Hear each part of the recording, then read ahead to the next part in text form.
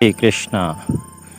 चैतन्य महाप्रभु संन्यास लेके जगन्नाथपुरी में निवास कर रहे थे और उनकी वृंदावन जाने की काफ़ी इच्छा थी। तो चैतन्य महाप्रभु के साथ में उनके हमेशा एक संगी रहा करते थे जिनका नाम गोविंद घोष था।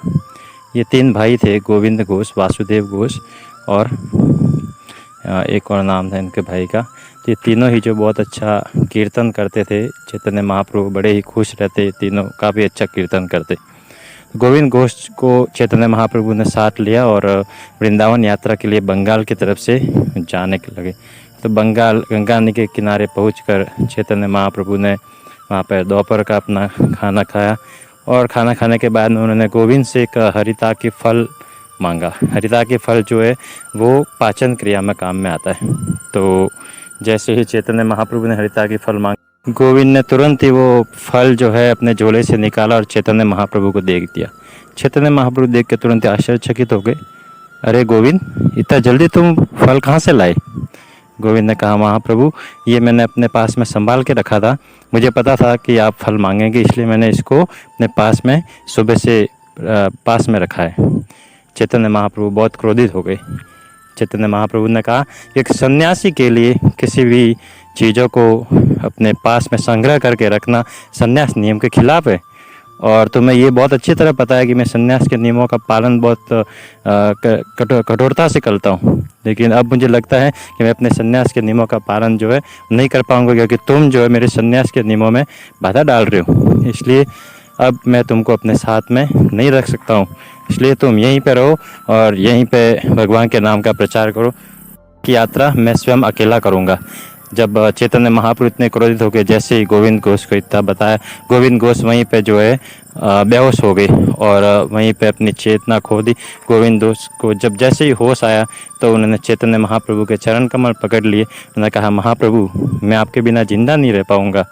महाप्रभु कृपा करिए, मेरे से गलती होगी, आगे से ऐसी गलती दोबारा नहीं होगी। लेकिन महाप्रभु जो है अपने नियम के काफ़ी पक्के थे। चैतन्य महाप्रभु ने कहा कि मैं तुम्हारा यश जो है सारे विश्व को दिखाना चाहता हूँ और मैं यहाँ पे एक लीला करना चाहता हूँ, इसलिए तुम जो है यहीं पे रुको और भगवान के नाम का प्रचार करो और मैं वापस तुमसे जल्द ही मिलूँगा। चैतन्य महाप्रभु को जब चैतन्य महाप्रभु ने सांत्वना दी गोविंद को, तो गोविंद ने अपने, क्योंकि चैतन्य महाप्रभु साक्षात भगवान कृष्ण है और उनकी आज्ञा का पालन करना उनका धर्म है, इसलिए गोविंद घोष ने चैतन्य महाप्रभु की बात मान ली और वो वहीं पर रुक गई। गोविंद घोष की उपस्थिति से वो जो पूरा गांव था, वो पूरा गांव एक वैकुंठ के समान बन गया। गोविंद घोष 24 घंटे भगवान के विरह में भगवान के नाम का कीर्तन करते, भगवान का गुणगान करते और जब आसपास के लोग उनको सुनते तो वो भी भगवत भावना में हो जाते। भगवान के नाम के कीर्तन से पूरा गांव जो है आप्लावित हो गया। सारे गांव वासी जो है भगवान के प्रेम में डूब गए और गोविंद घोष का यश जो है पूरे आसपास के हर जगह क्षेत्र में फैल। एक दिन गोविंद घोष गंगा में स्नान करने के लिए सुबह सुबह गंगा नदी में डुबकी लगाई। जैसे ही डुबकी लगाने के बाद में वो बाहर निकले तो उनके सर पे एक लकड़ी का लट्ठा जो है उनके सर पे स्पर्श। गोविंद घोष ने देखा कि आधा जला हुआ लकड़ी का लट्ठा, जैसे जब कभी शरीर का दाह संस्कार किया जाता है तब लट्ठा कभी जला रह जाता है, तो उन्होंने सोचा कि ऐसे कोई लकड़ी का लट्ठा हो, तो उन्होंने उस लट्ठे को वापस जो है गंगा नदी के अंदर फेंक दिया और वो घर पे आ गए। घर आने के बाद में जब उन्होंने रात्रि को विश्राम किया तो चैतन्य महाप्रभु उनके सपने में आए और चैतन्य महाप्रभु ने कहा कि सुबह गंगा नदी के अंदर जब तुमको जो लट्ठा तुम्हारे शरीर के स्पर्श किया था उसको तुम लेके अपने घर पे आ जाओ, आगे का जो संकेत है वो मैं आप तुमको बाद में बताऊंगा। घोष ये देखने के लिए कि वो लकड़ी वहीं पे है या नहीं, जब गंगा नदी के किनारे गए तो देखा कि वो लकड़ी जो है वहीं पे तैर रही थी। गोविंद घोष ने तुरंत ही वो लकड़ी का गट्ठा लिया और अपने घर पे आ गए। और उसके बाद में चैतन्य महाप्रभु चूँकि वृंदावन जा नहीं पाए, इसलिए जब वापस लौट रहे थे बंगाल से तो वो उसी जगह पे पहुँचे जहाँ पे गोविंद घोष उस गाँव में निवास कर रहे थे। और चैतन्य महाप्रभु से मिलने के बाद में गोविंद घोष को बहुत ही आनंद हुआ। गोविंद घोष चैतन्य महाप्रभु के चरणों को पकड़ के रोने लग गए। उन्होंने कहा कि मेरे को वापस आज आपके दर्शन हो गए, मेरा जीवन जो है धन्य हो गया। अब मैं आपको छोड़कर कहीं नहीं जाऊंगा, मैं आपके साथ में रहूंगा। चैतन्य महाप्रभु ने कहा कि अवश्य तुम्हारी इच्छा अवश्य पूरी होगी, और तुम्हारे पास में जो वो लकड़ी का गट्ठा है वो लेके आओ। चैतन्य महाप्रभु ने जैसे देखा, उन्होंने कहा कि ये लकड़ी नहीं है, एक शालिग्राम शिला है।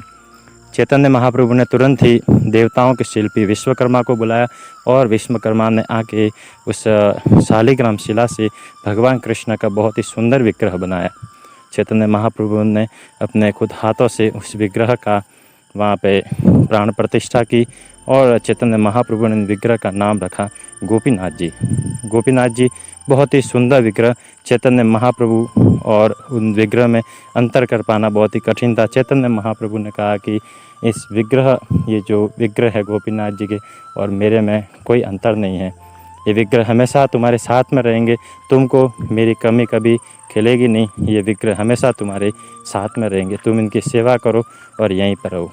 गोविंद घोष को पहले तो उनको काफ़ी दुख हुआ, लेकिन जब उन्होंने देखा विग्रह और चैतन्य महाप्रभु में कोई अंतर नहीं है, चैतन्य महाप्रभु में वही भगवान कृष्ण गोपीनाथ जी दर्शन दे रहे थे, गोविंद को बहुत ही प्रसन्नता हुई और वो विग्रह की सेवा करने लग गए। गोविंद जो है बहुत ही अच्छे से सेवा करने लगे विग्रह की, भगवान का कीर्तन करते, गाँव वाले सारे इकट्ठे होते। इस तरह उनकी जो ज़िंदगी है वो काफ़ी अच्छे चल रही थी। कुछ टाइम बाद में चैतन्य महाप्रभु ने उनको निर्देश दिया कि अब तुम शादी करो। तो गोविंद घोष ने शादी की, और दोनों ही पति पत्नी जो है भगवान गोपीनाथ जी की बहुत अच्छे से सेवा करते, उनको पुत्र की तरह पूरा ध्यान रखते और पूरी सेवा उनकी करते।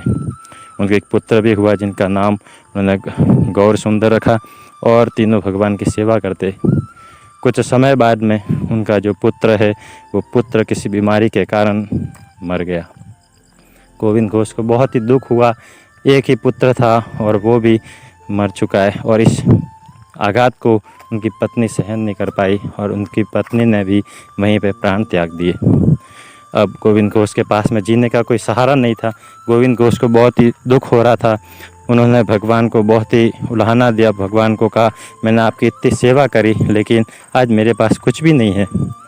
गोविंद घोष जो है अब भगवान की सेवा नहीं कर पा रहे थे, ना तो वो ठीक से खाना खाते, ना भगवान को भोग लगाते, ना रोते रहते बस।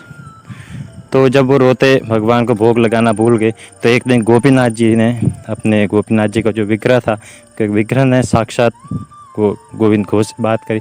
विग्रह ने कहा कि पत्नी मर गई, बेटा मर गया, अब वो तो मर गए, लेकिन अब इस बेटे को भी भूखा मारोगे क्या?